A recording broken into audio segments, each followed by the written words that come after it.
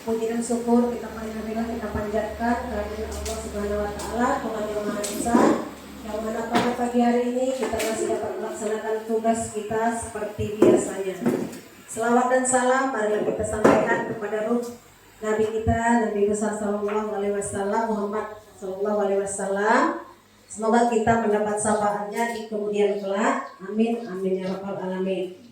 Adapun susunan acara kegiatan diseminasi budaya positif di sekolah, yang pertama yaitu pembukaan yang dibawakan oleh saya sendiri. Kemudian yang kedua, menyanyikan lagu Indonesia Raya. 3, sambutan dari kepala sekolah.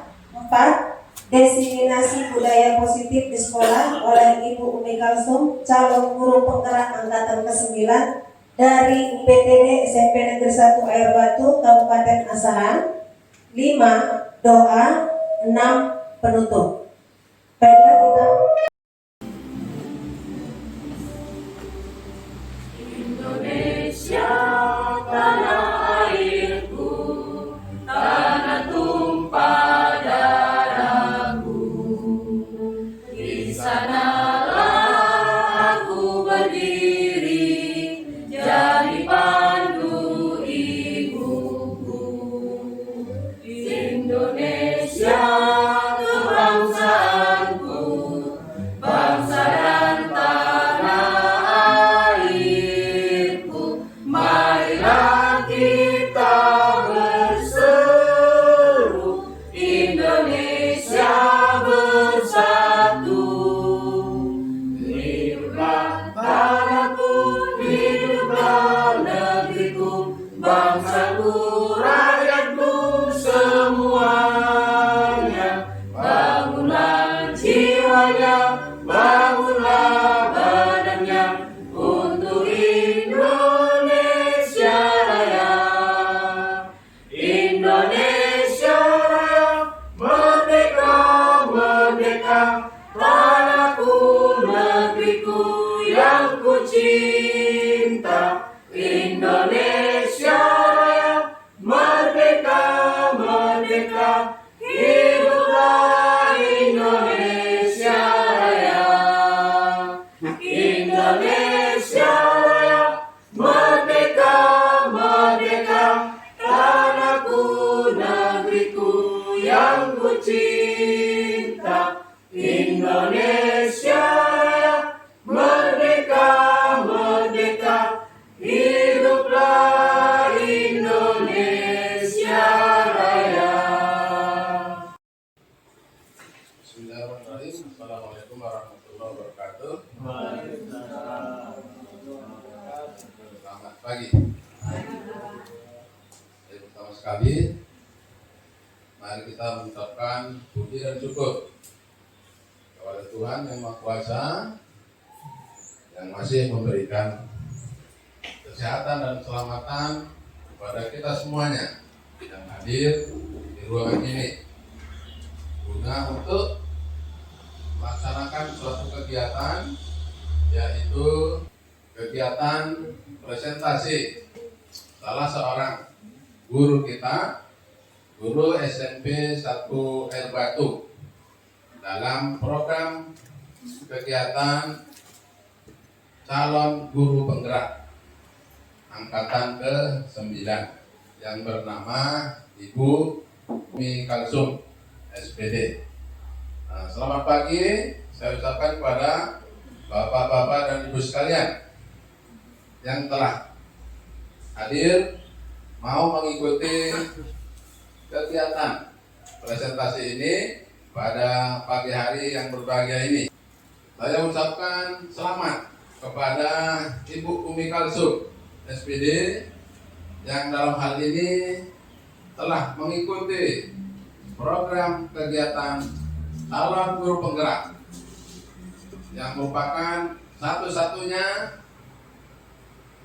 guru SMP 1 Air Batu yang berhasil lulus bisa menjadi CGP atau calon guru penggerak ya. Semoga kiranya apa yang diupayakan oleh Ibu Umi Kalsum pada saat ini bisa diikutinya dengan penuh semangat, dengan keyakinan yang baik untuk bisa meraih keberhasilan atau akan memperoleh nilai yang bagus dan predikat lulus CGP pada tahun ini. Jadi saya berharap kepada Bapak Ibu sekalian yang masih belum mengikuti program CGP untuk bisa mengikutinya atau bisa mengejar Bu Umi Kalsum sehingga kita semua nanti akan bisa memperolehnya juga. Kita akan bisa mendapatkannya juga suatu predikat yaitu guru penggerak. Nah, sesuai dengan kurikulum yang berjalan sekarang yaitu kurikulum merdeka, kita semua diharapkan menjadi guru-guru penggerak yang berstandar nasional. Nah, guru penggerak adalah guru yang telah terstandarisasi atau mampu melakukan kegiatan di sekolah, di dalam kelas kepada siswa kita sekalian, yaitu dengan suatu metode yang baru, suatu kegiatan yang cukup apresiatif kepada siswa-siswa kita sekalian, yaitu mengadakan seperti ini. Contohnya salah satu adalah aksi nyata ya. Kita membuat program, kita membuat kegiatan yang bisa kita lakukan sendiri, nah, atau mandiri ya. Kita memegang laptop sendiri, kita membuka halaman sendiri, sehingga akhirnya kita bisa menyampaikan ke siswa tanpa bantuan orang lain. Nah, itu artinya kita sudah berkemampuan ya. Nah, sekali lagi saya mengucapkan selamat kepada Ibu Umi Kalsum untuk melaksanakan kegiatan ini, yaitu dengan judul penyebaran pemahaman budaya positif.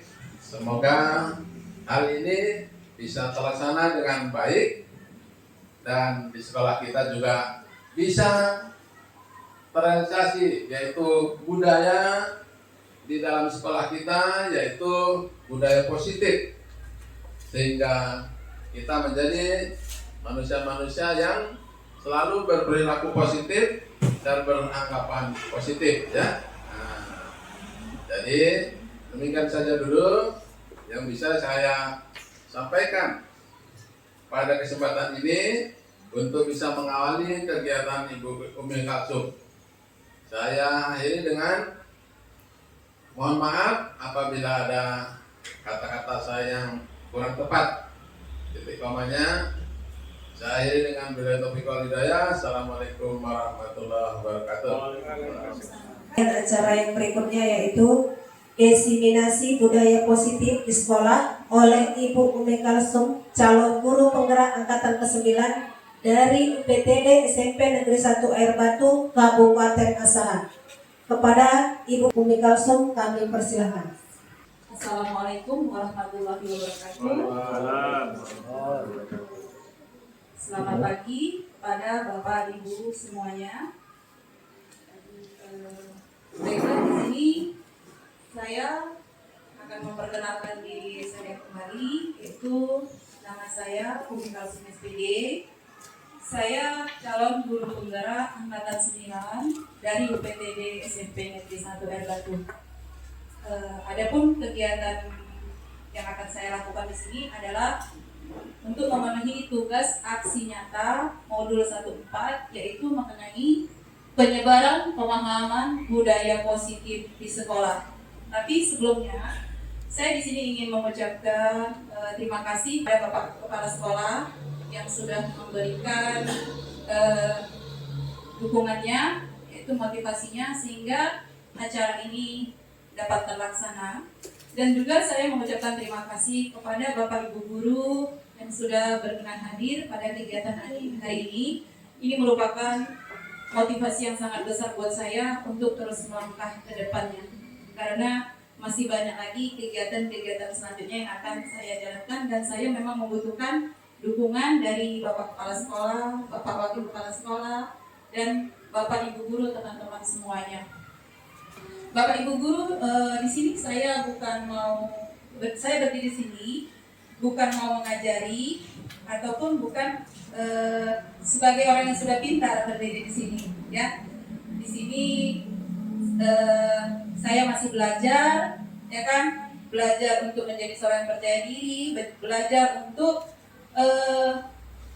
berbagi ilmu yang sudah saya dapatkan dari CGP, calon guru sebagai guru penggerak. Mudah-mudahan setelah aksi nyata ini, Bapak dan Ibu guru yang lainnya yang belum mengikuti juga bisa ikut tergerak. Kalau bagi saya mengikuti CGP ini banyak dampak positif, yang terutama bagi saya positif karena merubah mindset saya sebagai guru. Sebagai guru, mulai dari peran-peran kita sebagai guru apa, tugas kita sebagai guru apa. Jadi nanti itu di CGP semua dipelajari, mulai dari cara memahami murid, mulai dari bagaimana kita berteman, semua di situ dipelajari. Intinya semua berpikir positif atau positive thinking. Baiklah Bapak Ibu, sebelum memulai kegiatan acara ini, supaya kita lebih rileks, kita mau ice breaking sebentar.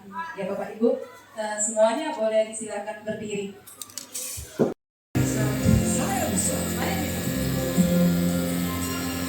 Tangan ke atas mencapai bintang, tangan ke samping burung yang terbang, tangan ke depan ikan berenang, tangan ke tepi siap berdoa. Tangan diputar, gulung-gulung, tangan digulung, bola melihat di pagar bundar.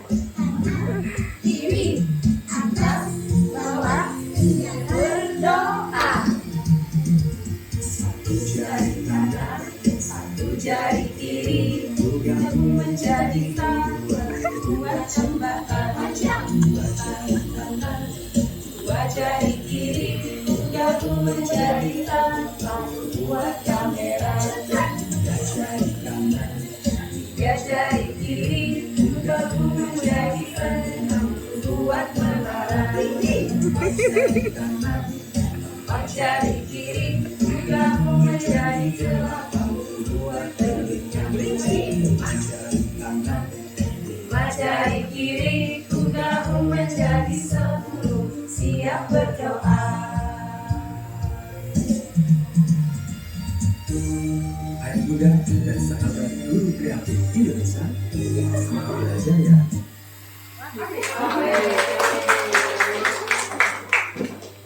Bapak Ibu, kita mulai acara hari ini yaitu pendidikan calon guru penggerak angkatan 9 Kabupaten Asahan, aksi nyata modul 14 budaya positif.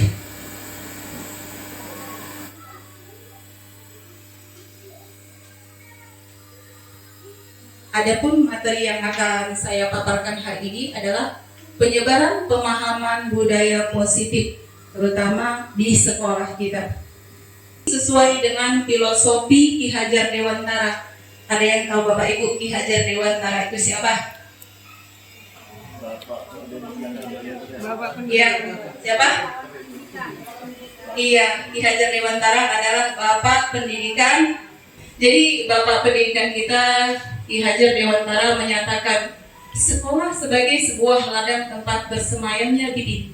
Agar bibit dapat berkembang secara maksimal, maka petani dapat memperbaiki kondisi tanah, memelihara bibit tanaman, memberi pupuk dan air, membasmi ulat-ulat ataupun jamur-jamur yang mengganggu hidup bibit tanaman dan lain sebagainya.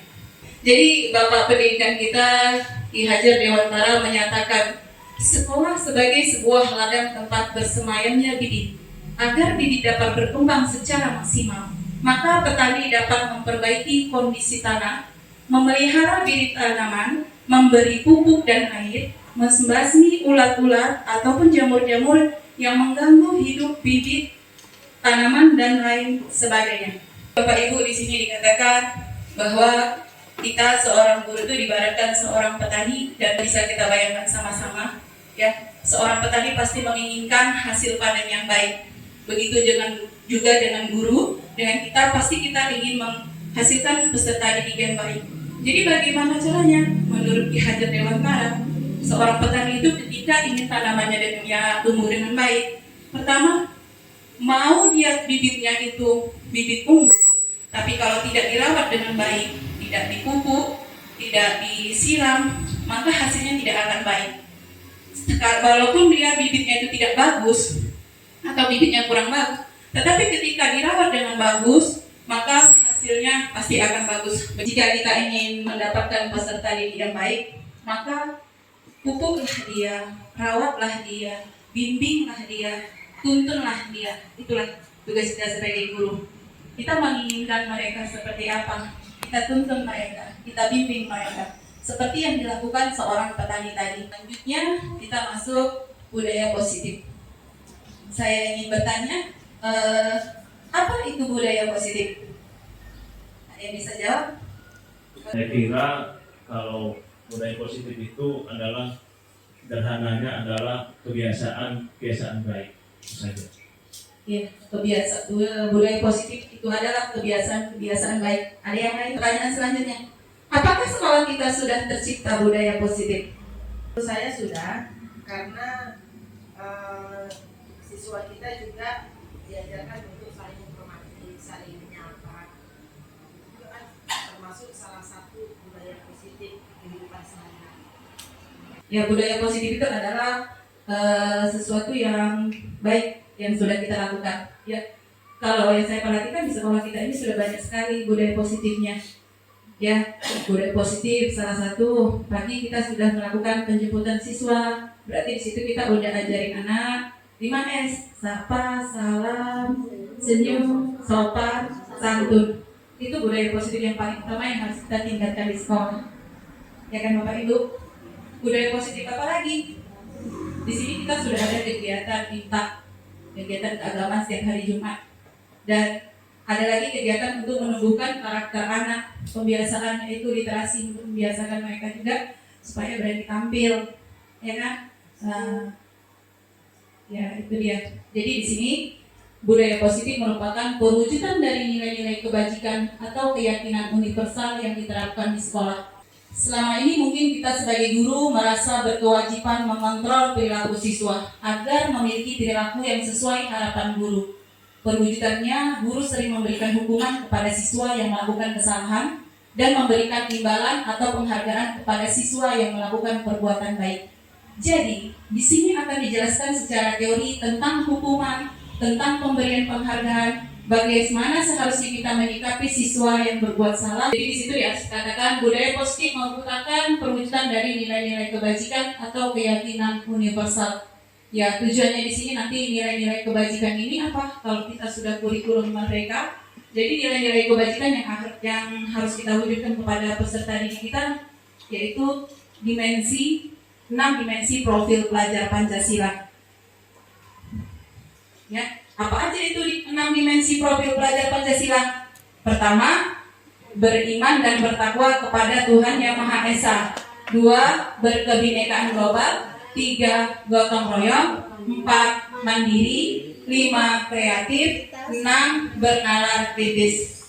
Ya, inilah tujuan pendidikan kita yang sekarang yang harus kita wujudkan kepada peserta didik kita. Jadi kita harapkan peserta didik kita memiliki 6 dimensi profil pelajar Pancasila. Itulah nilai-nilai kebajikan yang harus kita tanamkan. Tapi Bapak Ibu, sebelum nilai itu kita tanamkan kepada anak, sebagai guru tadi kembali sesuai dengan Ki Hajar Dewantara, Guru di sini kita sebagai menuntun, ya seperti yang sudah dikatakan oleh Bapak Supriyanto tadi, ing ngarso sum tulodo, ing madyo mamun karso tuturi handayani.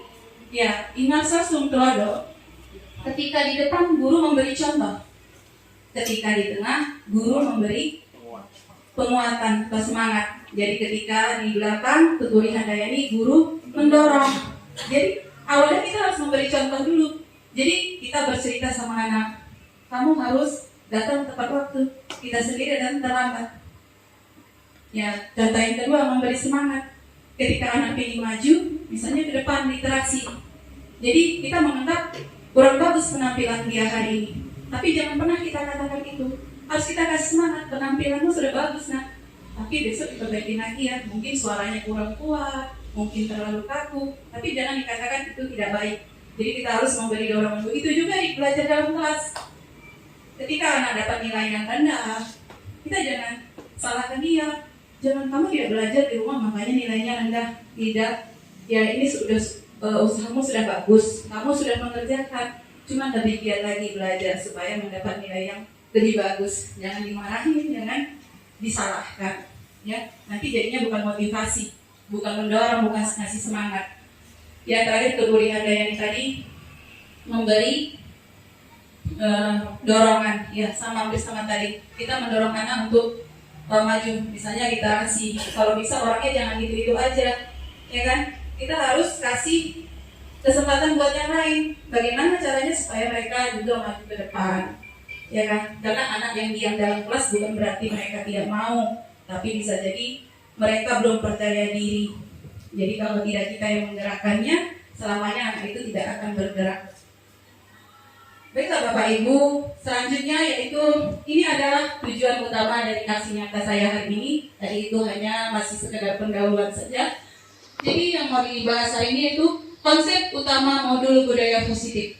Jadi di sini ada 7 materi yang akan kita bahas, yaitu pertama disiplin positif, nilai-nilai kebajikan, teori motivasi perilaku manusia, hukuman dan penghargaan, keyakinan kelas, kebutuhan dasar manusia, 5 posisi kontrol, segitiga restitusi. Tujuannya dari mempelajari ini, setelah kita mempelajari diharapkan kita memang bisa memunculkan budaya positif di sekolah dan akhirnya bagaimana kita bisa melaksanakan segitiga restitusi tadi di sekolah ini. Ya, materi yang pertama yaitu disiplin positif. Pertanyaannya, ketika mendengar disiplin, apa yang tersirat atau terbayang di benak Bapak Ibu? Yang mau jawab silahkan. Ketika mendengar disiplin, apa yang tersirat atau terbayang di benak Bapak Ibu? Ya. Kepatuhan, patuh dia. Ya, kepatuhan. Ada lagi? Patuh dan taat. Betul, boleh? Ya, disiplin berarti patuh, taat. Ada lagi? Oke, ya. Ya sudah pasti kalau di disiplin berarti kita harus patuh terhadap peraturan, taat terhadap peraturan.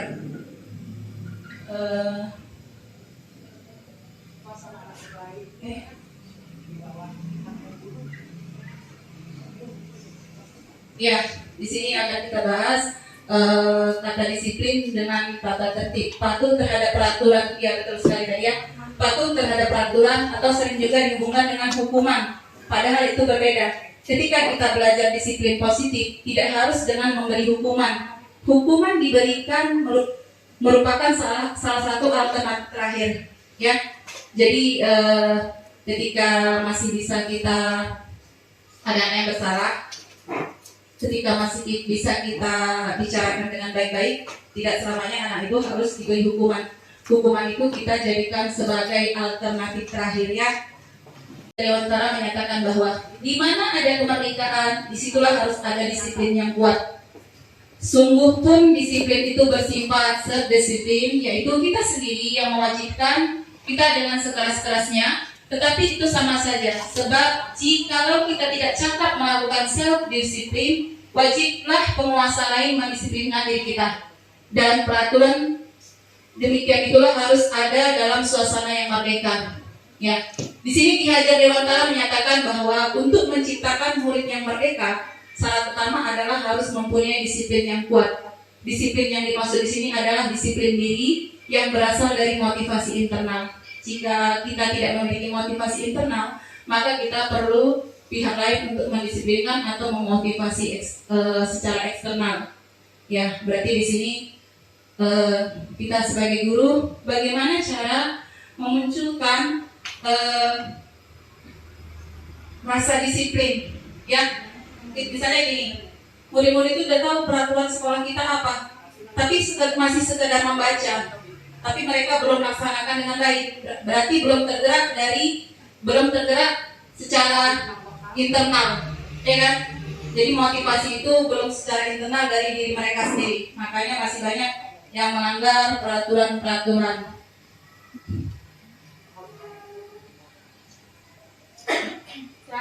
Selanjutnya nilai-nilai kebajikan universal.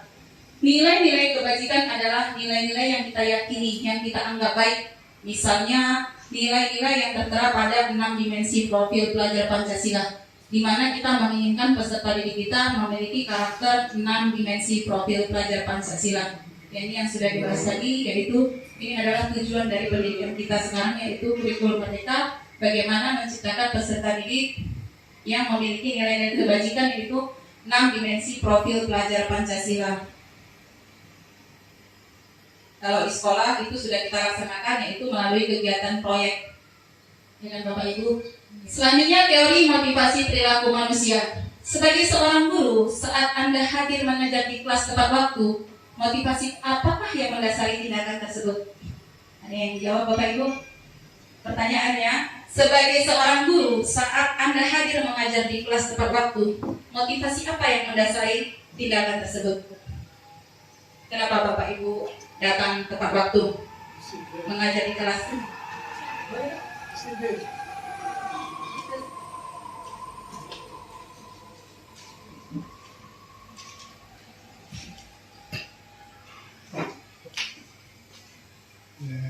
Motivasinya disiplin. Ya, motivasinya disiplin. Ada lagi yang mau nambahkan? Memberi contoh pada siswa. Iya, memberi contoh. Waktu itu berharga. Gimana Pak? Waktu itu berharga. Iya, disiplin, memberi contoh kepada peserta didik yang baik, dan waktu itu adalah berharga. Cukup? Cukup? Ya. Ya, di sini kita bisa lihat Bapak Ibu. Diana Gosen dalam bukunya Restructuring School Discipline menyatakan ada 3 motivasi perilaku manusia. Pertama, untuk menghindari ketidaknyamanan atau hukuman. Yang kedua, untuk mendapatkan imbalan atau penghargaan dari orang lain. Yang ketiga, untuk menjadi orang yang mereka inginkan dan menghargai diri sendiri dengan nilai-nilai yang mereka percaya. Jadi Bapak Ibu, adakah Bapak Ibu yang datang ke sekolah tepat waktu ataupun masuk ke dalam kelas karena untuk menghindari hukuman atau mungkin takut ditegur kepala sekolah? Atau adakah Bapak Ibu datang tepat waktu ke kelas untuk mendapatkan imbalan atau penghargaan dari orang lain? Berarti kita ambil yang ketiga ya Bapak Ibu ya. Yang kita datang ke kelas tepat waktu apa? Untuk menjadi orang yang mereka inginkan, menghargai diri sendiri dengan nilai-nilai yang mereka percaya. Ya, jadi kita masuk ke dalam kelas yaitu untuk menghargai diri kita sendiri Bapak Ibu. Kenapa? Karena kita kan sudah tahu bahwa tugas kita sebagai guru itu apa? Menuntun. Tuturihan ingarsa sumtulodo imadia mangamkarsa tadi kan tuturi handayani. Ya, di depan kita memberi contoh. Jadi ketika kita, bagaimana cara kita menghargai diri kita sendiri? Ya, kita harus memberikan contoh yang baik. Ya, tepat waktu. Kita meyakini memberi contoh yang baik pada anak, seperti yang dikatakan Pak Supriyanto tadi, menghargai waktu, memberi contoh kepada anak-anak. Kita meyakini hal itu. Dengan kita memberi contoh pada anak, kita yakin anak itu pasti akan mencontoh apa yang kita lakukan. Seperti itu, karena peserta didik itu kan identiknya apalagi kalau kita meniru, mimpi dengan kata meniru. Selanjutnya, Ya, inilah dia. Tujuan dari disiplin positif adalah menanamkan motivasi yang ketiga pada murid-murid kita, yaitu untuk menjadi orang yang mereka inginkan dan menghargai diri sendiri dengan nilai yang mereka percaya, bukan untuk mendapatkan pujian, bukan karena takut hukuman. Ya, ketika murid-murid kita memiliki motivasi tersebut, mereka telah memiliki motivasi intrinsik yang berdampak jangka panjang, yaitu motivasi yang berasal dari dalam diri mereka sendiri. Motivasi yang tidak akan terpengaruh pada adanya hukuman atau hadiah. Mereka akan tetap berperilaku baik dan berlandaskan nilai-nilai kebajikan karena mereka ingin menjadi orang yang menjunjung tinggi nilai-nilai yang mereka hargai. Ketika motivasi itu sudah berasal dari secara intrinsik, sudah berasal dari diri mereka sendiri. Jadi ketika ada teman yang lain datang terlambat, dia tidak akan lagi mengikutinya karena dia sudah mempunyai keyakinan sebagai murid saya harus datang tepat waktu, karena sudah seharusnya sebagai murid kita mengikuti peraturan sekolah, yaitu disiplin, keyakinan disiplin tadi. Ya, materi yang selanjutnya yaitu hukuman, konsekuensi, dan restitusi. Ya, di sini Bapak Ibu yang harus kita pahami. Apa bedanya hukuman dan konsekuensi tadi? Ya, mana yang lebih bagus kita lakukan, hukuman atau konsekuensi? Hukuman adalah bentuk sanksi yang diberikan kepada pelaku tindakan melanggar hukum sebagai akibat langsung dari tindakan. Hukuman adalah bersifat tidak terencana, tidak ada kesepakatan antara guru dan murid. Ya, saya sendiri sering melakukannya. Sedangkan konsekuensi adalah bentuk sanksi yang diberikan kepada pelaku tindakan yang melanggar di mana sudah ada aturannya. Misalnya kalau murid datang terlambat, maka pada jam istirahat murid harus tetap tinggal di dalam kelas. Ya, misalnya ada murid datang, kita udah buat kesepakatan kelas sebelumnya, berarti peraturan itu keyakinan kelas tadi ya. Ketika datang terlambat, jam istirahat dia harus mengulang pelajaran yang tertinggal. Jadi ketika ada peserta didik kita yang terlambat, kita lihat lagi keyakinan kelas kita. Nah, berarti dia nanti tidak boleh istirahat. Nah, berarti dia harus tinggal di dalam kelas untuk mengikuti atau mengerjakan tugas pelajaran yang tertinggal. Itulah dia konsekuensi. Jadi apa tadi? Iya, konsekuensi itu sanksinya sudah, kita membuat sanksi tapi sanksinya itu sudah diatur, tidak seperti yang dihukum kami tanpa terencana dadakan. Ya, ini ada beberapa pertanyaan Bapak Ibu. Kita jawab sama-sama yuk. Hukuman atau konsekuensi? Ayo. Pertanyaan pertama. Mencatat 100 kali di dalam buku kalimat saya tidak akan terlambat lagi karena terlambat ke sekolah. Ini hukuman atau konsekuensi? Mencatat 100 kali dalam buku kalimat saya tidak akan terlambat lagi karena terlambat ke sekolah.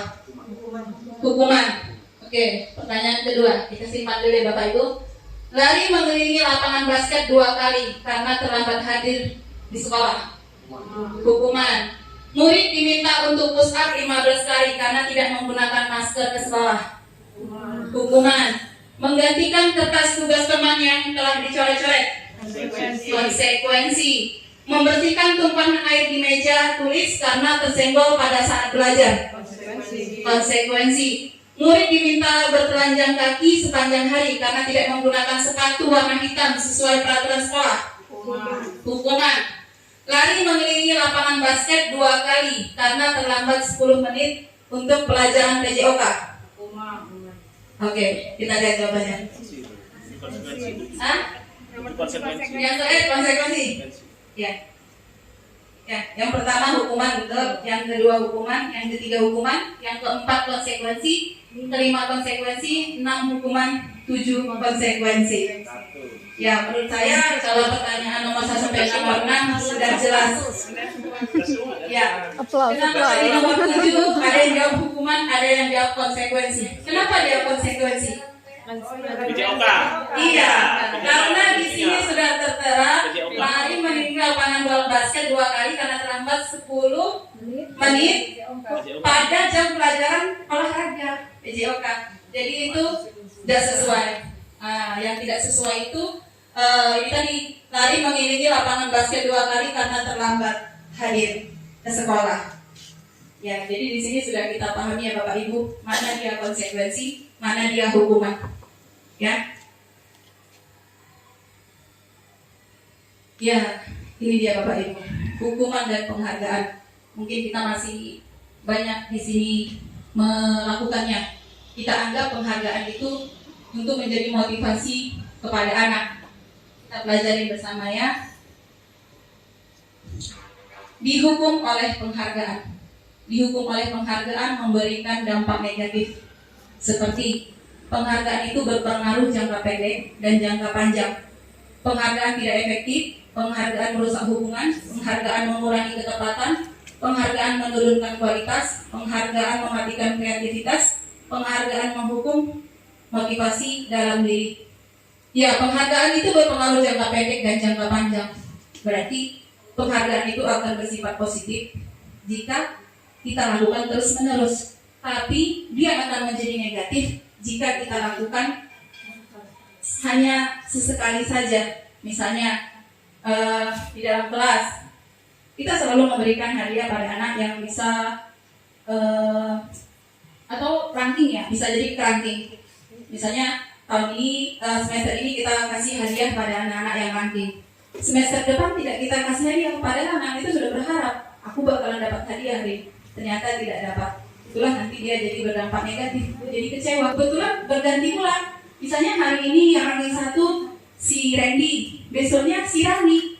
Padahal si Rani ini udah kerja keras selama 1 semester ini. Dia ingin kali bekerja mengharapkan apa? Dia mengharapkan hadiah tadi karena tahun kemarin, semester kemarin dia dapat ranking, dapat hadiah. Tapi ternyata di tahun semester depannya gurunya nggak kasih hadiah. Kecewa tidak? Pasti kecewa. Karena dari rumah bisa jadi, karena saya sendiri pernah berkata seperti itu pada orang tua. Mungkin saya nanti mah pulang bawa hadiah, gitu kan? Ternyata tidak ada hadiahnya, pasti kecewa. Nah, itu tidak efektif. Penghargaan merusak hubungan. Penghargaan mengurangi ketepatan. Ini juga mungkin sering kita lakukan dalam kelas. Saya juga salah satu orang yang melakukannya. Seperti ini. Anak-anak kerjakan halaman sekian, siapa cepat dia dapat bonbon. Jadi berlomba-lomba, cepat maju ke depan, dikasih bonbon. Yang belakangan ini padahal jawabannya juga benar, tapi karena dia terlambat, dia tidak mendapat bonbon. Kalau saya di posisi mereka pasti saya kecewa. Karena ada juga anak, Bu, jawaban saya kan benar, tapi gara-gara dia tidak tepat mengumpulkan tugasnya, jadinya tidak mendapatkan bonbon. Pasti ada rasa kecewa kok kita posisikan.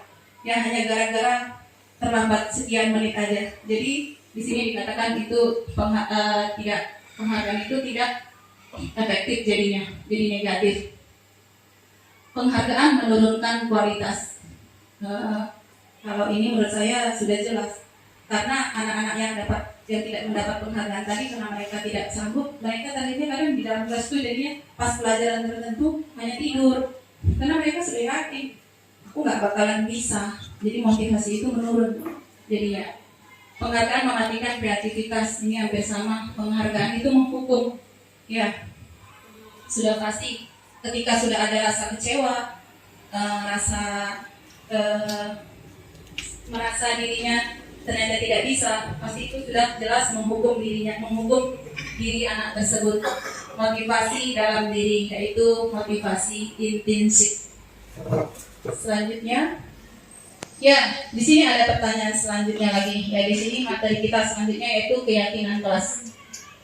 Ya, mengapa keyakinan kelas bukan peraturan kelas? Ya, ini sudah sering kita dengar dari Ibu Nur Hidayah di ACGP. Saya pun selama ini kurang paham. Selama ini makin paham. Bu Nur Hidayah sering katakan bukan keyakinan kelas, bukan peraturan kelas, tapi keyakinan kelas. Nyatanya saya sendiri di kelas masih buat peraturan kelas atau kesepakatan kelas. Tapi setelah mempelajari ini, saya baru menyadari mengapa memang harus keyakinan kelas. Ada yang bisa jawab Bapak Ibu? Mengapa keyakinan kelas bukan peraturan kelas? Menurut saya, kenapa keyakinan? Karena sebenarnya ini kita berusaha untuk menggali komitmen si anak. Karena kalau peraturan mau nggak mau, suka nggak suka harus dilaksanakan, kan gitu. Kalau dia keyakinan si anak, bisa nggak nanti kami melaksanakan ini? Kalau bisa kami buat dan kami sampaikan. Jadi kita berusaha untuk bagaimana supaya menumbuhkan komitmen si anak, dan juga mereka sadar ketika kita melanggar komitmen ada konsekuensi di belakang, kan gitu, A, B, C dan seterusnya, kan gitu. Jadi menurut saya itu lebih kepada komitmen tadi, karena kalau peraturan ya jelas dilanggar ini sanksinya. Kalau keyakinan kelas kan saya kira nggak ada sanksinya, ya kan? Nah, nggak ada sanksinya. Itu aja, Bu. Terima kasih. Pak Subrata tadi mengatakan keyakinan itu merupakan komitmen, sedangkan yaitu komitmen yang berasal dari dalam diri sendiri, ya kan Pak Supriya, intrinsik, ya kan. Jadi kalau keyakinan itu sudah datangnya dari diri sendiri, pasti anak itu akan melaksanakannya. Sedangkan peraturan tadi itu kan yang buat guru. Nah, peraturan itu berarti yang membuat guru, berarti ada sanksinya, ada hukumannya nanti, ya. Selanjutnya, perhatikan contoh berikut. Kenapa kita menggunakan helm saat mengendarai sepeda motor? Mengapa ada peraturan dilarang merokok di sekolah? Ya, ternyata ketika kita harus pakai helm yaitu demi keselamatan, ya, kita pakai helm untuk apa? Selamat. Keselamatan dan kenyamanan. Jadi kalau dilarang merokok, Kesehatan. demi kesehatan, ya, demi kesehatan. Jadi ketika kita harus pakai helm yaitu demi keselamatan, kita dilarang merokok demi kesehatan.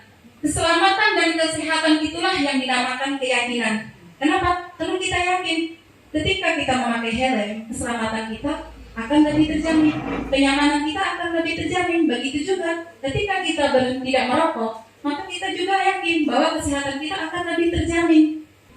Selanjutnya, tujuan kita membuat keyakinan atau peraturan kelas adalah untuk menciptakan budaya positif. Setelah kita membuat peraturan kelas, maka dari sebuah peraturan akan berkembang menjadi sebuah keyakinan. Jadi intinya peraturan itu memang ada, tapi dari peraturan itulah nanti akan muncul keyakinan-keyakinan dari peraturan itu. Lalu akan berkembang lagi menjadi sebuah lingkungan yang positif. Kemudian lingkungan positif akan berkembang lagi ke seluruh warga sekolah yang hasilnya akan menciptakan budaya positif di sekolah. Keyakinan kelas adalah setiap tindakan atau perilaku yang kita lakukan di dalam kelas dapat menimbulkan terciptanya sebuah lingkungan positif. Jadi di sini kita tidak lagi bertindak sesuai peraturan, tapi melainkan dari sebuah keyakinan. Selanjutnya, kebutuhan dasar manusia. Ini materi kita yang selanjutnya, yaitu kebutuhan dasar manusia. Kebutuhan dasar merupakan seluruh tindakan manusia memiliki tujuan tertentu, baik itu tindakan yang baik maupun tindakan yang tidak baik. Jadi Bapak Ibu, di sini setiap anak, apapun yang dilakukan anak, baik tindakan yang baik maupun tindakan yang tidak baik, pasti mereka punya tujuan. Kenapa mereka melakukan hal tersebut? Inilah kita sebagai guru ketika ada anak misalnya yang bermasalah, ya, kita bisa tanyakan kepada mereka, jangan langsung marah-marah, langsung menyalahkan. Karena mereka melakukan itu, pasti mereka mempunyai alasan, punya tujuan, kenapa mereka melakukan hal tersebut. Ya, di sini ada 5 kebutuhan dasar manusia, yaitu pertama kebutuhan bertahan hidup atau survival ya. Kebutuhan bertahan hidup atau survival yaitu pangan, sandang, pangan, papan, ya. Itulah kebutuhan bertahan hidup. Jika seseorang sudah tidak terpenuhi lagi sandang, pangan, papannya, maka inilah nanti yang muncul tindakan-tindakan yang tidak baik, hal-hal negatif, ya. Jadi ketika ada anak kita bermasalah, kita juga bisa tanyakan ini. Bisa jadi mereka mungkin tidak terpenuhinya kebutuhan survival mereka di rumah. Ya mungkin mereka belum sarapan pagi, akhirnya sampai sekolah mereka apa? Ada kawannya makan, dicomot makanan kawannya tidak terima, berantem, kita proses tanpa kita tanya terlebih dahulu. Ya padahal sebenarnya dari rumah dia belum sarapan, cuman cara dia aja yang tidak bagus mengambil makanan itu daripada temannya. Selanjutnya, kebutuhan perhatian dan kasih sayang, love and belonging. Ya, ini banyak sekali terjadi pada peserta didik kita.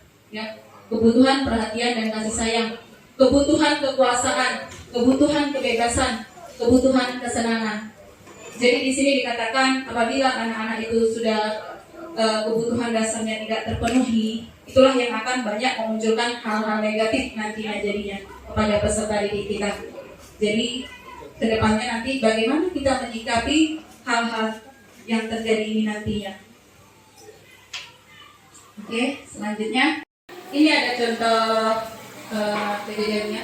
Bimo seorang anak TKB selalu berlari ke luar kelas menuju jalan raya di depan sekolahnya yang ramai dengan kendaraan. Tingkahnya membuat guru, yaitu Bu Ana, bingung dan seringkali mengejarnya. Ada beberapa kemungkinan jawaban yang diberikan Bimo. Identifikasi kebutuhan yang ingin dipenuhi oleh Bimo jika merespon Bimo seperti di kolom sebelah kiri. Aku senang main kejar-kejaran dengan ibu guru. Seru katanya. Jadi ini dari soal ini kebutuhan mana yang dibutuhkan anak tersebut? Ya, tadi ini ya. Kebutuhan? Love and belonging. Iya, bisa dia memerlukan kebutuhan perhatian dan kasih sayang. Jadi dia lari-lari kelas biar gurunya ikut lari-lari. Berarti dia butuh. Jadi Bapak Ibu kalau ada murid kita lari-lari di dalam kelas, Berkenan dalam sayang. Harus disayang-sayang. Berarti mereka butuhkan sayang ya, Bu. Iya kan? Tinggal aja kelas yang lari. Tinggal kelasnya ya. Ya, Cuma jangan. ada yang kata dia kan Bu. Berarti dia butuh perhatian dan kasih sayang. Berarti selanjutnya, tahun ini Dimas genap berusia 17 tahun. Ia senang sekali ketika ayahnya mulai mengajarkan cara menyetir mobil. Setiap akhir pekan ia berlatih menyetir. Ia terlihat senang sekali berlatih sampai akhirnya ia bisa menyetir mobil dengan baik dan lancar. Ketika ibunya bertanya pada Dimas, apa yang membuat dia ingin menyetir mobil? Ketika jawaban Dimas adalah, aku senang bisa pergi ke tempat-tempat yang aku suka. Kebutuhan apa yang ingin dipenuhinya? Kebutuhan? Nomor? Apa? Kesenangan? Kebebasan. Berarti kesenangan. Dia bisa juga kebebasannya Bapak Ibu. Dia ingin bebas, ingin senang, ya kan? Ya? Iya, bisa jadi dia menginginkan kesenangan ataupun dia mungkin ingin bebas. Dengan dia pandai menyetir berarti kan bebas kesana kemari. Ya kan? Ya seperti Ade ya kan Dek? Bebas kan Ade itu kan tujuannya tapi ada lebih jelas yang pandai nyetir. Si Ade dia mobil, apanya yang nomor 2 itu kasih sayang. Oh, kasih sayang ya. Sayang sama orang tua ya. Demi orang tua. Berarti Gak ada gak sampai ponok loh. ya, berarti kesenangan, kebebasan, kasih sayang. Oke, ya pas sekali. Jadi dari contoh ini bisa kita simpulkan, jika dari 5 kebutuhan dasar ini tidak terpenuhi, maka akan terjadilah sesuatu masalah. Dan pertanyaannya, bagaimana kita sebagai pendidik menyikapi jika ada peserta didik kita yang bermasalah? Ya, inilah dia masuk ke intinya. Yang 5 posisi kontrol. Ya, ada 5 posisi kontrol. Nah, saya ketika belajar ini, ternyata saya juga sudah banyak melakukan kesalahan. Setelah saya mempelajari ini,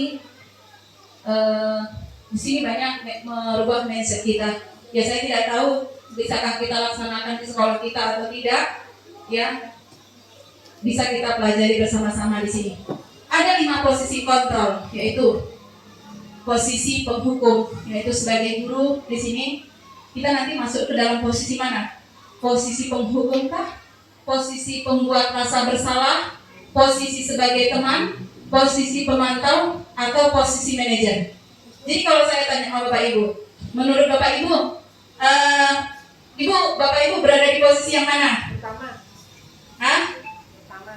Pertama. Posisi penghukum. Lagi? Membuat rasa bersalah. Membuat rasa bersalah. Ada lagi? Pemantau. Ya, kita sebagai murid ketika ada murid bermasalah, kita di sini memposisikan kita sebagai apa? ada tadi menghukum, ada membuat rasa bersalah. Nengok situasi kesalahan siswa. Iya. Kadang-kadang siswa itu bersalah kita jadi manajernya. Iya. Bisa pada saat dia bersalah itu kita jadi penghukum. Ah, iya. Bisa saja kita pantau. Kita hukumkan dia dan bisa jadi teman. Nah, tengok posisi kesalahan siswanya. Jadi kita lihat dari posisi kesalahan siswa ya Pak.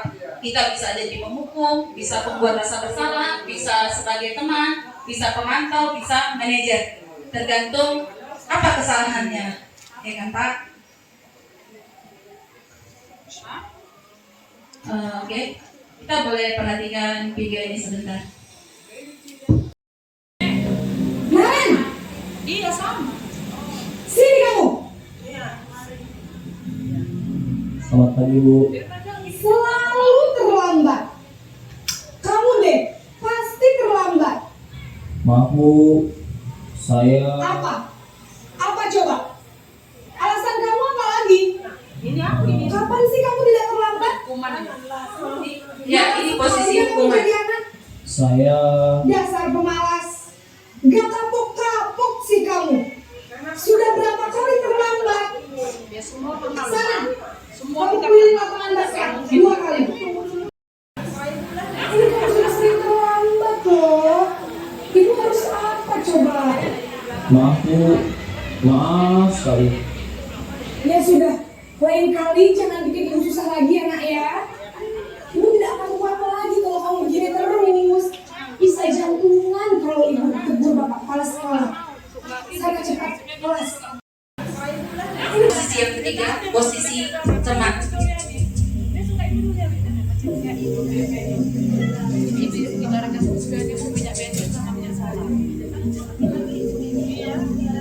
Naren,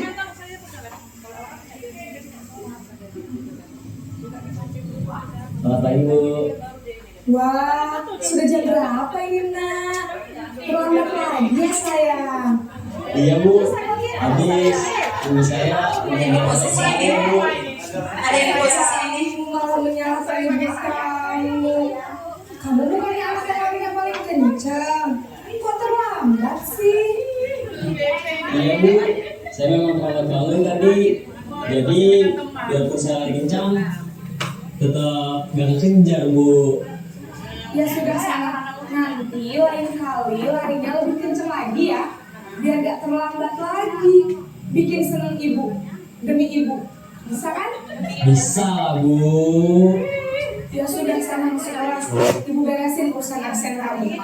Kamu ini ada bisa aja. Nggak sabar Bu kayak gitu. Posisi pemantau, ya, posisi pemantau.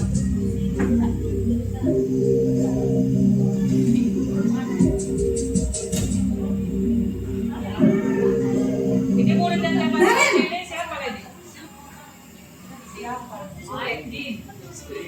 Selamat pagi Bu. Naren, apa peraturan sekolah kita tentang jam berapa kita harus masuk sekolah nak? Kita harus di sekolah jam 7 Bu. Iya betul, sekarang sudah jam 7.20. Naren sudah tahu konsekuensinya jika terlambat hadir. Paham Bu, saya harus tinggal kelas pas jam istirahat selama 20 menit. Iya benar, konsekuensinya demikian. Jadi nanti jam 9.30 pas istirahat, kamu harus tinggal di kelas, kerjakan tugas tambahan untuk ketertinggalan kamu, ya? Baik Bu.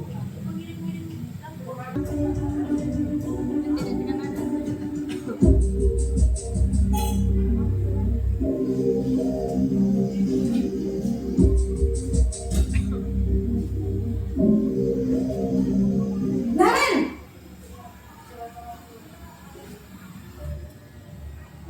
Selamat pagi Bu. selamat pagi Naren. Maaf Bu, saya terlambat. Iya, sekolah masuknya jam 7, sekarang sudah jam 7.20. Jadi sekarang bagaimana ini Naren?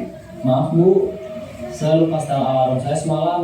Baiklah, menurut kamu, keyakinan sekolah yang mana yang perlu kamu tingkatkan? Menghargai diri sendiri dan orang lain mungkin ya Bu. Setuju. Jadi, apakah Naren meyakini prinsip saling menghormati tersebut? Iya Bu, Saya meyakininya. Apakah Naren bersedia memperbaiki masalah keterlambatan ini? Bersedia, Bu. Bagaimana kamu akan perbaiki masalah keterlambatan ini? Bangun cepat. Saya akan coba untuk tidak lupa menyetel alarm saya, Bu. Baik, kalau Naren lupa menyetel alarm di rumah, ada orang yang kira-kira bisa bantu mengingatkan tidak? Ada, Bu. Kakak saya, Kak Emma. Ada lagi selain Kak Emma? Selain Kak Emma, ada ibu saya. Baik, jadi yang mengingatkan Naren adalah Kak Emma dan ibu kamu ya? Kira-kira akan mulai setel alarm kapan nih Naren? Setelah pulang sekolah, akan segera saya lakukan. Baik, jadi Naren akan setel alarm untuk bangun besok pagi dan akan diingatkan oleh kakak dan ibunda Naren ya. Ada lagi yang mungkin perlu dilakukan Naren agar tidak terlambat bangun lagi? Tidak ada, Bu. Baik Naren, terima kasih untuk kerjasama kamu. Sekarang kamu perlu kembali ke kelas untuk belajar. Baik, Bu. Terima kasih. Bapak Ibu, jadi setelah kita melihat video yang tadi, bagaimana menurut pendapat Bapak Ibu? Di posisi manakah kita? Seharusnya kita di posisi manajer. Kenapa? Karena itu adalah budaya positif di mana siswa kita ini merupakan bibit yang harus kita beri pupuk, yang harus kita jaga. Siswa itu ibarat bibit tanaman yang harus kita jaga tumbuh dan kembangnya. Walaupun kadangkala hati kita itu bertentangan, tapi untuk kedepannya harus mau tidak mau, bisa tidak bisa, marilah kita tanamkan dari diri kita sebagai posisi manajer, bagaimanapun bentuk kelakuan anak-anak kita ini ke depannya. Iya, kan itu Idealnya manajer. Manajer. iya, Ada proses. sekarang pasti Iya. Prosesnya ini. Iya. Oke, baik Bapak Ibu. Iya. Susah ya Bu Bapak, ya kan? Susah. Ya, Karena kita dulu lihat asap baris pagi, Emosi. ya seharusnya udah emosi semua. Iya. iya. Itu belum sarapan itu Pak. Belum sarapan semua ya Pak Supri. Mungkin belum marah. Iya, jadi intinya tujuan kita ya seperti yang dikatakan Bu Nur Hidayah tadi, kalau posisi kita sebagai penghukum, kita berusaha pelan-pelan bagaimana kita sampai di posisi manajer. Bukan berarti kita langsung berada di posisi manajer, karena kita juga bukan guru yang sempurna, ya kan? Tapi pelan-pelan kita menuju ke sana. Ya, mungkin kalau saja kita kompak, semua bisa bekerja sama, mungkin bisa kita pelan-pelan mengarah ke sana. Misalnya yang namanya posisi penghukum tadi sudah jelas, kita ulang ya. Posisi penghukum itu, hukuman itu adalah yang sifatnya mendadak atau tidak terduga. Seorang penghukum bisa menggunakan hukuman fisik maupun verbal. Guru-guru yang menerapkan posisi penghukum akan berkata, patuhi aturan saya, atau awas, kalau tidak kamu patuhi, ya kamu selalu saja salah, selalu pasti, selalu yang terakhir selesai. Sebenarnya kata-kata ini yang harus kita perbaiki Bapak Ibu. Ya, contohnya sama dari rumah aja. Karakter positif ya, perilaku positif itu terutama berdampak sama dari keluarga. Itu yang paling besar. Ya, yang kita kita hadapi anak-anak ini, ketika kita tanya dengan kondisi keluarganya, lingkungan sekitarnya, itu yang pengaruh dampak paling besar bernama. Jadi kalaulah dia di rumah sudah dikerasin sama orang tuanya, sudah dihukum, sampai sekolah kita juga melakukan hal yang sama, kepada siapa anak itu mengadu lagi? Semua orang menyalahkannya. Di situ dia. Jadi patuhi aturan saya, kalau tidak awas, itu sama dengan mengancam. Jadi anak-anak itu juga akan melakukan yang sama dengan teman-temannya yang lain. Contohnya seperti itu. Itulah dia penghukum. Ciri khas penghukum itu suara tinggi, mata melotot, dan menunjuk-nunjuk. Ya kalau dilihat dari posisi sebenarnya itu tidak wajar sih. Kita memarahi murid dengan suara tinggi, sambil menunjuk-nunjuk, ada menunjuk anak itu. Ya sebenarnya itu bukan sifat yang bagus juga. kan kita bisa gunakan dengan kata yang lebih lembut. Jadi konsekuensinya kalau kita melakukan posisi penghukum, anak akan menjadi lebih bersifat agresif, marah atau pendendam. Yaitu mungkin sudah nyata sih, kita lihat kebanyakan anak kita yang ada bukan semakin bagus, tapi semakin melawan. Ya, bagaimana kalau pembuat rasa bersalah? Ya, pada posisi ini biasanya guru atau orang tua akan berusaha lebih lembut. Pembuat rasa bersalah akan menggunakan keheningan yang membuat orang lain merasa tidak nyaman. Ya, contohnya tadi sudah kita lihat sama-sama. Di sini ada, Bapak sangat kecewa sekali dengan kamu. Berapa kali Bapak harus memberitahu kamu ya? Gimana coba kalau orang tua kami tahu kamu berbuat salah begini? Jadi di sini kita membuat rasa bersalah. Di posisi ini murid akan memiliki penilaian diri yang buruk terhadap dirinya. Ya, murid merasa tidak berharga dan telah mengecewakan orang-orang yang disayanginya. Ya, contohnya misalnya gini, ada murid yang bermasalah. Kamu ya nak, ya orang tuamu sudah melahirkanmu, ya apa lagi yang harus bisa kamu berikan kepada orang tuamu? Yang ada, kau hanya mengecewakan orang tuamu. Misalnya seperti itu. Ada anak-anak itu dia akan merasa bersalah. Jadi itu nanti jadinya menjadikan anak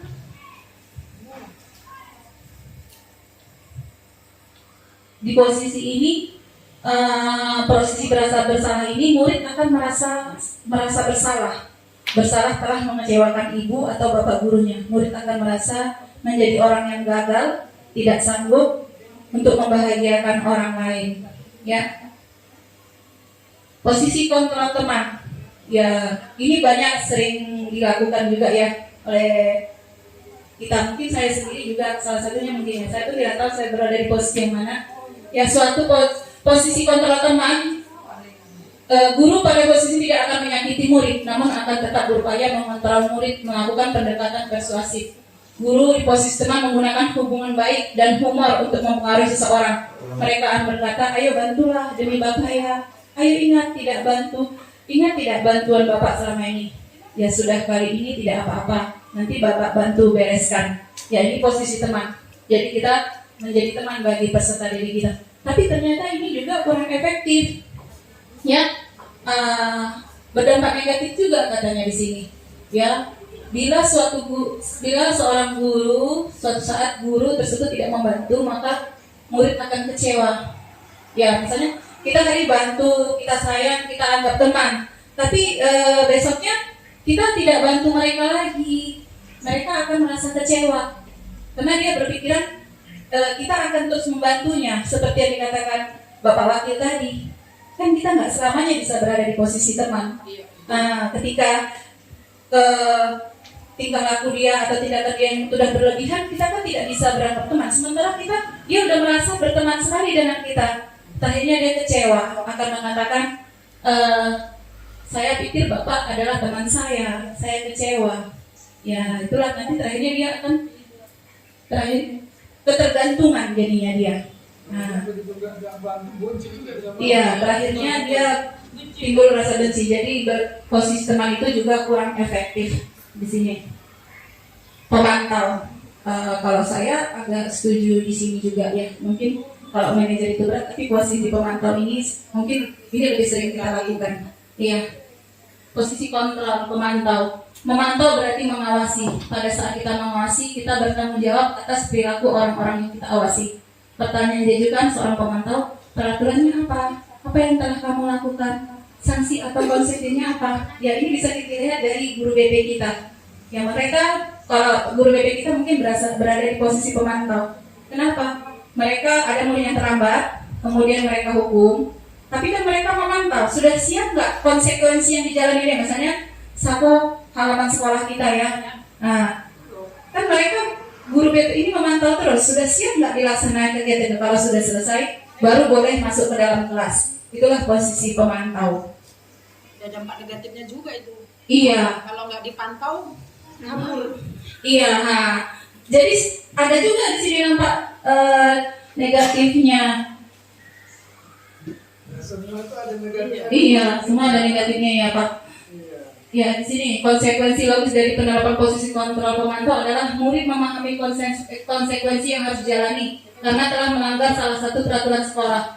Guru tidak menunjukkan suatu emosi yang berlebihan, menjadi marah atau membuat merasa berbuat salah. Murid tetap dibuat tidak nyaman, yaitu dengan harus tinggal kelas pada waktu jam istirahat dan mengerjakan tugas. Guru tetap harus memantau murid pada saat mengerjakan tugas di jam istirahat karena murid tidak bisa ditinggalkan seorang diri. Ya, karena kalau ditinggalkan mereka lari. Itulah dia posisi pemantau. Ya, yang terakhir posisi kontrol manager seperti yang dikatakan Ibu Nur Hidayah, yaitu itu kita CGP yang lebih berpengalaman lagi juga ya, CGP angkatan 6 ya. Sedikit banyak kita selama ini juga sudah banyak belajar dari ibu itu ya, sudah sering kita diingatkannya. Tujuan akhir kita yaitu pada peserta didik kita, kalau bisa kita berada di posisi control manager ya, kalau bisa kita berada di posisi ini. Dan kalau bisa kita juga, bukan hanya kalau bisa, tujuan akhir kita ya sama-sama kita menuju posisi ini kalau bisa. Ya tadi penghukum, berbuat bersalah, teman, pemantau, inilah tujuan akhir kita sebagai manajer, yaitu posisi di mana guru berbuat sesuatu bersama dengan murid, mempersilahkan murid mempertanggungjawabkan perilakunya, mendukung murid agar dapat menemukan solusi atas permasalahan sendiri. Jadi di sini bukan kita lagi yang menyelesaikan masalah itu, kita ajak anak itu membuka wawasannya atau menanyakan keyakinan apa yang dimilikinya. Jadi jawaban itu, solusi itu ada pada anak itu tersendiri. Itulah namanya tadi yang dinamakan budaya positif yang berasal dari intrinsik, dari dalam diri mereka sendiri. Jadi pada posisi manajer inilah kita tanamkan budaya positif tadi, yaitu keyakinan yang berasal dari dalam dirinya sendiri, yaitu intrinsik namanya. Terakhir kita masuk yang terakhir, yaitu segitiga restitusi. Disinilah penyelesaian akhirnya nanti. Bagaimana posisi manajer itu kita laksanakan?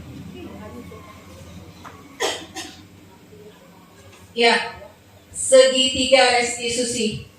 Segitiga restitusi adalah proses menciptakan kondisi bagi peserta didik untuk memperbaiki kesalahan mereka, sehingga mereka bisa kembali pada kelompok mereka dengan karakter yang lebih kuat. Seperti itu.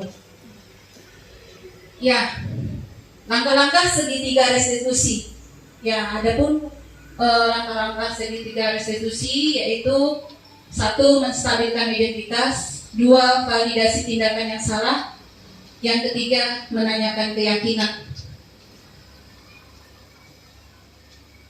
Ya, menstabilkan identitas bertujuan untuk mengubah identitas anak dari orang yang gagal karena melakukan kesalahan menjadi orang yang sukses, yaitu bagaimana kita mengubah identitas anak itu dari orang yang gagal menjadi orang yang sukses. Di mana di sini anak berusaha untuk memenuhi kebutuhan dasarnya. Iya, kembali kebutuhan dasar.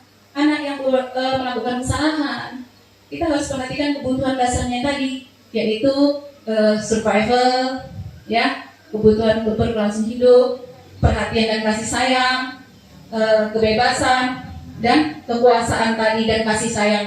Ya, di sini anak diharapkan bisa bangkit dari kesalahannya sendiri. Kalimatnya bisa kita ucapkan misalnya, berbuat salah itu tidak apa-apa, wajar. Yang terpenting kita mau belajar dari kesalahan kita dan berusaha untuk memperbaikinya.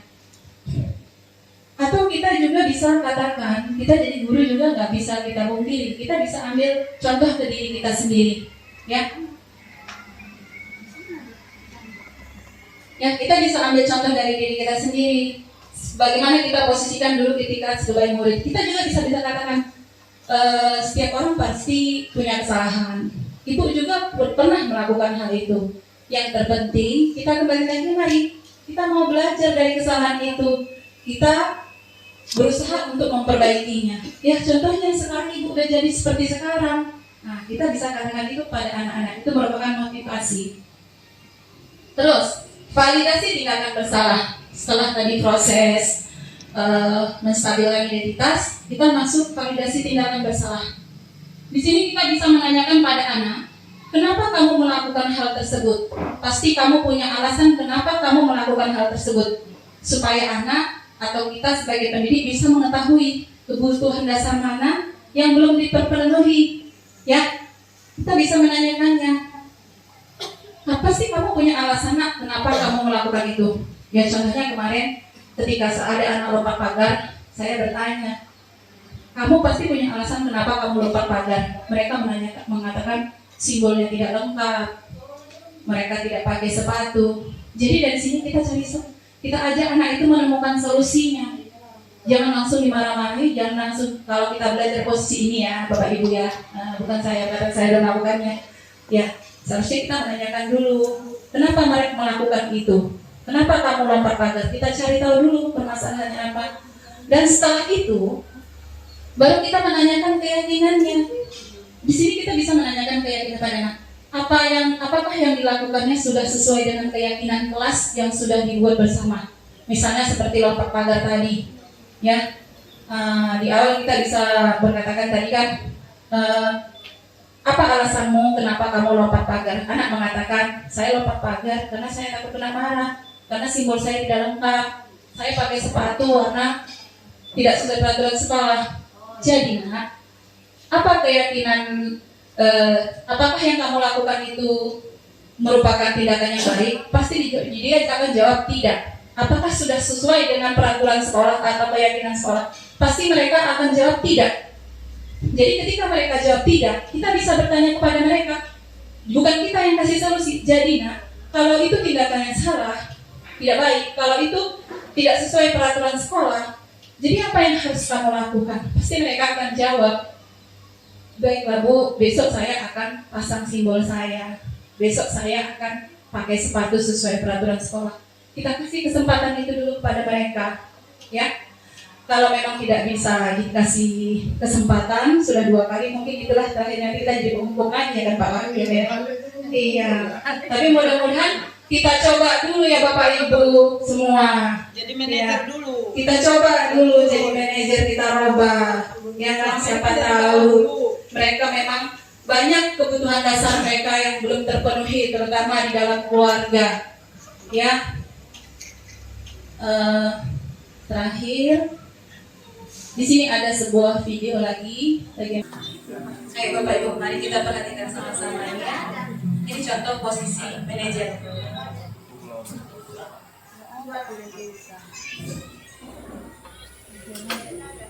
Siang Sarah. Siang Pak. Sudah lama nggak ketemu Sarah. Kenapa hari ini ada di sini? Kesel Pak, kesel banget. Masa aku dikatain tukang fitnah Pak? Ya aku marah lah. Aku balik katain Eka di depan kelas. Kesel banget. Oh begitu. Ya pasti kamu marah dan kesal. Bapak juga akan marah apabila ada yang menyebut Bapak seperti itu. Kemudian pada saat itu kamu melakukan apa? Ya saya langsung ngatain Eka lah Pak. Kesel banget. Saya bentak-bentak dia depan teman-teman lain. Oh begitu. Pasti kamu melakukan seperti itu karena suatu alasan tertentu kan? Iyalah, masa saya diam saja Pak? Ya saya bela diri lah. Masa saya dituduh tukang fitnah? Ya wajar lah. Mempertahankan harga diri itu sesuatu yang penting buat kamu. Untung kamu tidak bertindak lebih gegabah lagi. Hanya membentak-bentak. Iya Pak. Untung saya masih bersabar dan hanya membentak saja. Sudah gemes padahal saya pasti dari Ya, jadi yang pertama harus kita lakukan. Pertama kita harus membuat keyakinan kelas kita dulu. Jadi intinya, ayolah bersama-sama kita mencoba untuk memposisikan kita sebagai manajer. Ya sudah seharusnya kita sebagai guru menjadi manajer, ya kan Pak?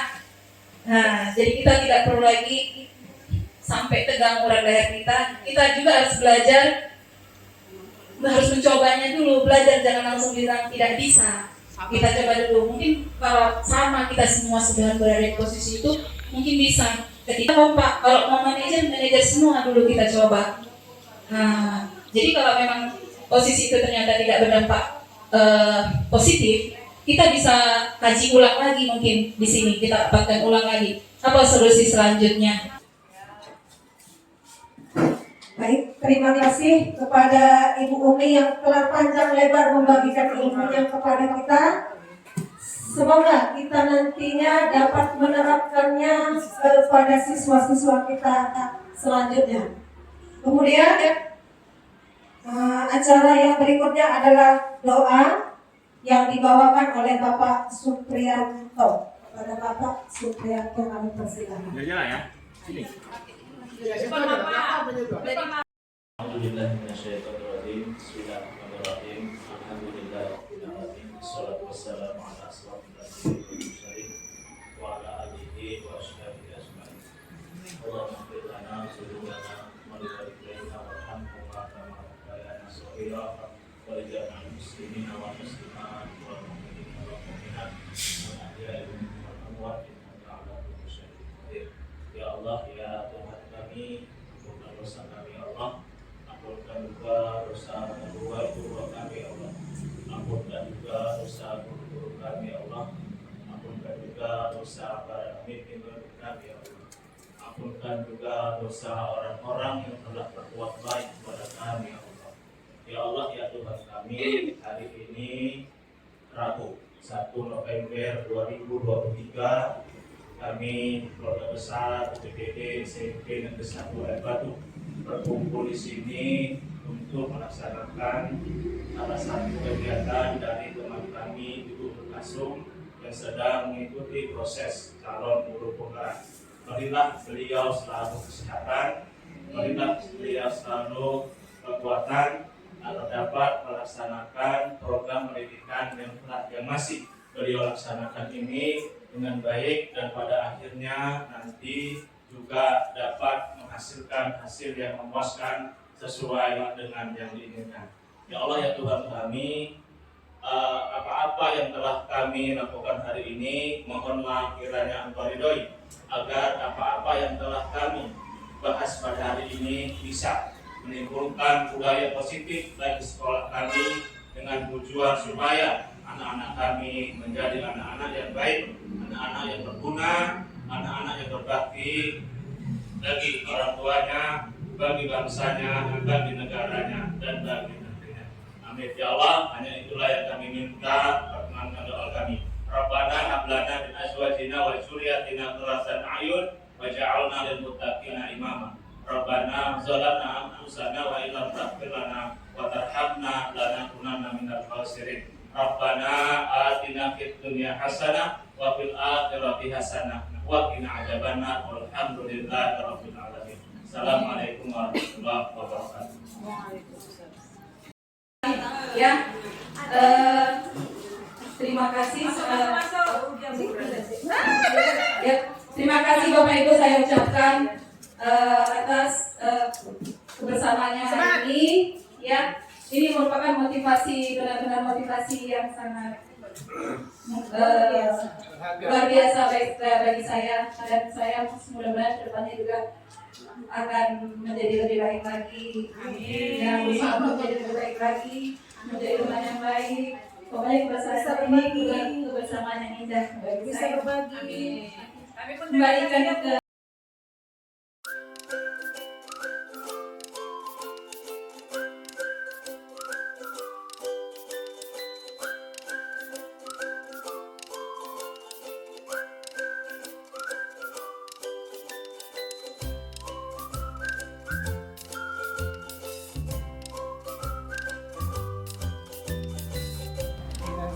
Assalamualaikum warahmatullahi wabarakatuh. Bismillahirrahmanirrahim.